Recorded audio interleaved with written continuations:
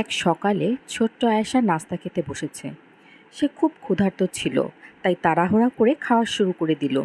ঠিক তখনই তার মা হেসে বলল, আয়েশা, তুমি কি বিসমিল্লা বলেছ?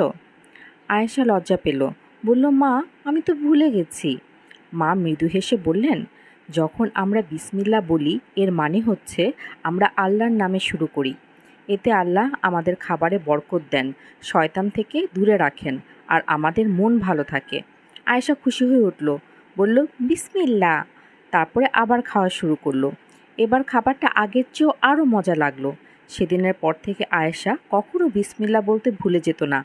খাওয়ার আগে, পড়াশোনার আগে, এমনকি খেলতে যাওয়ার আগেও সে বলতো বিসমিল্লা, যাতে সব কাজে আল্লাহ বরকত দেন।